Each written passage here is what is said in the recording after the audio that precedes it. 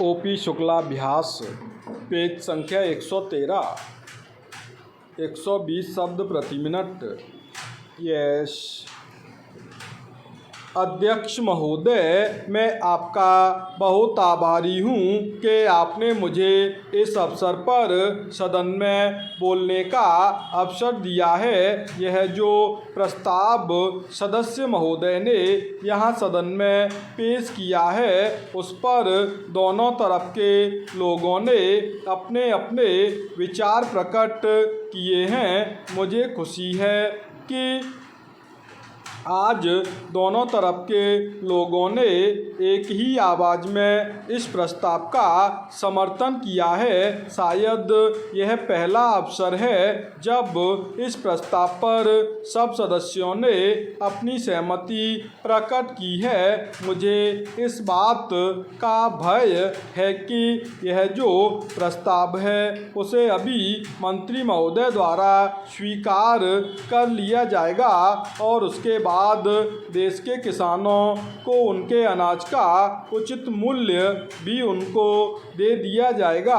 कुछ दिनों के बाद हम में से कुछ सदस्य आपत्ति करेंगे कि अनाज के भाव बढ़ गए हैं और देश की आम जनता परेशान है, इसलिए कीमतों को कम किया जाना चाहिए। ऐसी अवस्था में मेरी समझ में यह नहीं आता कि सदन किसानों को उनके अनाज का उचित मूल्य दिलाने में सहायता करेगा या देश की आम जनता को सस्ता अनाज दिला सकेगा।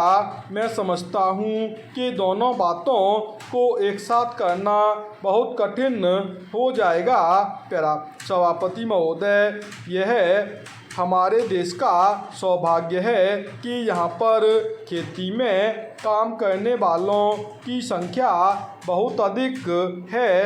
अभी कुछ समय पहले हमारे योजना मंत्री ने बताया है कि देश में बेरोजगारी की संख्या बहुत बढ़ रही है, जिन्हें हम खेती के काम में लगा सकते हैं। हमें ऐसा कोई काम नहीं करना चाहिए जिससे बेरोजगार लोग खेती के काम को छोड़कर शहरों की ओर आना शुरू कर दें। मंत्री महोदय के कहने का यह अर्थ नहीं है कि हमें खेती में काम करने वाले किसानों को अधिक से अधिक सुविधाएं देनी चाहिए जिससे वे अपने परिवार का पालन अच्छी तरह से कर सकें और अपने बच्चों को पढ़ा सकें। एक समय था जब इस देश का किसान कर्ज में पैदा होता था, कर्ज में बड़ा होता था और कर्ज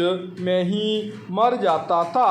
आज वह स्थिति नहीं रही। इसी तरह से यदि हमारी सरकार किसानों की भलाई के कार्य करती रही तो किसानों को भी पूरा विश्वास हो जाएगा कि सरकार उनका हित चाहती है और उन्हें पूरा सहयोग देकर खेती की पैदावार को बढ़ाना चाहते हैं।